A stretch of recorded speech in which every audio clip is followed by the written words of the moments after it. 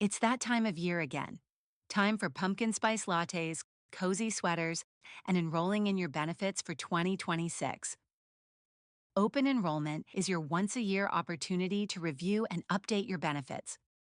During Open Enrollment, you can change your health plan elections, add or remove dependents, update beneficiaries, and set up savings for your out-of-pocket healthcare costs. The elections you make now will take effect on January 1st. After open enrollment ends, changes can only be made if you experience a qualifying life event. This short video tutorial will help you navigate the enrollment process in PeopleSoft. If you're not sure what's changing or which benefits you need next year, you may want to pause here to review the learning materials online, attend the benefits fair and connect with our vendors, or reach out to the benefits team for guidance. Taking these steps will help you make the best choices for yourself and your family. Ready to choose your 2026 benefits? Great. Now let's gather the information you will need. To add dependents or beneficiaries, you'll need their name, birth date, social security number, and address.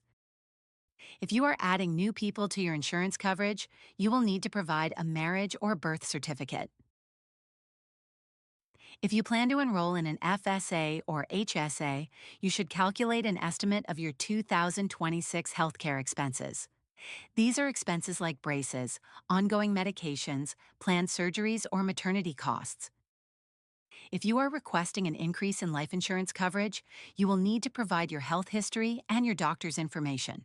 Once enrollment is submitted, benefits will email you a link to complete the health questionnaire online. Enrolling online is easy.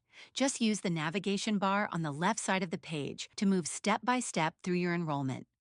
When you have visited or completed a step, that step will display a green circle.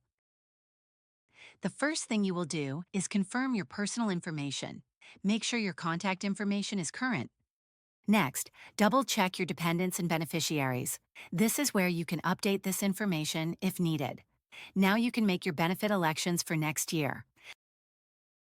If you add a dependent who was not previously covered, you'll need to provide proof of eligibility. This proof can include a marriage or birth certificate, or an adoption decree or court order. If you are adding a domestic partner or other approved adult relation, they will need to sign an affidavit and have it notarized.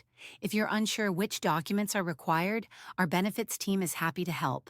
Let's talk tiles. As you are reviewing your benefit choices, you will see that each plan option appears as a tile. Tiles with a blue border may be updated.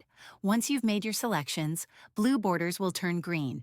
Tiles with a white border cannot be changed.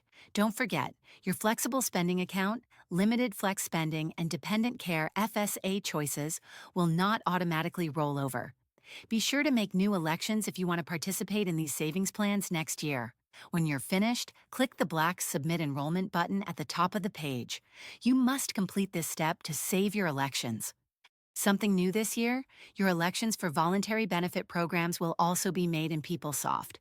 For 2026, we're changing vendors for supplemental programs. If you'd like coverage for supplemental health, such as accident, critical illness, or hospital stays, legal services, or identity theft and fraud protection, you must re-enroll, even if you had these benefits previously. After you click Submit Enrollment, you should see a pop-up confirming that your enrollment was successful. If you don't see this pop-up, try clicking Submit Enrollment again. You may also see alerts such as errors that need to be fixed, or warnings reminding you of additional steps you will need to complete, like completing a health questionnaire or uploading dependent verification documents. Once enrollment is complete, you can access and print a benefits statement with a summary of your elections. It's important to note that no additional confirmation will be sent to you. And that's it. You are set up for your 2026 benefits. If you have questions at any point, please don't hesitate to contact your benefits team. Thank you for watching, and here's to a great 2026.